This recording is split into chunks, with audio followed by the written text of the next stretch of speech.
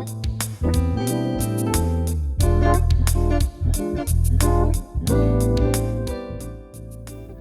everyone, this is Tony Reeves, and I want to talk to you about how to respond to a business threat.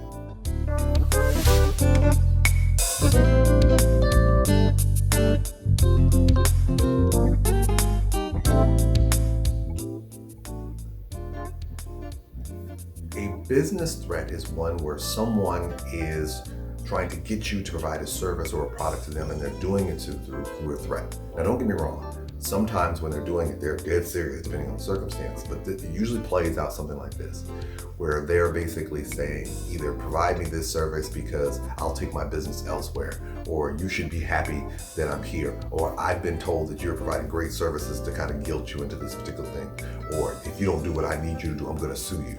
And I'm going to tell you, if you're in one of those situations, especially if you're a struggling business right out the beginning, you're probably going to take consideration those things because you want to make sure that your brand and your reputation and the services you provided are not looked at in a negative light. But there's a few things that you should think about when you're responding to something like this. Always look to improve. When somebody is throwing these things out at you, use this as an opportunity to try to improve upon your service so that this way whoever comes next may not be able to use that same type of thing against you, and this way you know that you've addressed a particular issue. I know it's tough because you're hearing them say these words and you're thinking to yourself, but they're threatening my well-being. Take a step back and say, okay, I'm going to take the words they're saying and I'm going to take the things that I can improve upon from what they're saying and disregard the remaining portion. No, you can't please everyone. This is going to sound weird, but you've probably heard this all your life. There are some people you just cannot please.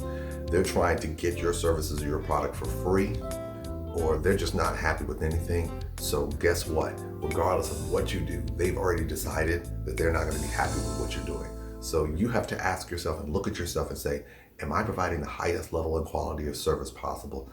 And if you know confidently looking at yourself that you are, don't beat yourself up trying to please someone who's determined that you can't please them anyway. Take it and grow.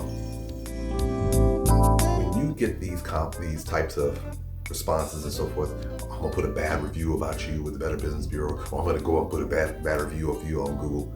Your first instinct is to be like, oh my gosh, oh my gosh, oh my gosh. Well, guess what? Here's the hardcore reality. You can't change what somebody else does. There's nothing you can do about it. So if they're gonna put a bad review, they're gonna put a bad review. If they're gonna complain to the Better Business Bureau, they're gonna complain to the Better Business Bureau. It stinks, it hurts, it's annoying, you don't wanna deal with it. I got all that, I've been there, I know that feeling. But the reality is that, guess what? It happened, treat it as an isolated incident, build on it, and use that information and fuel to help you make your company and your services a better company and service that you provide.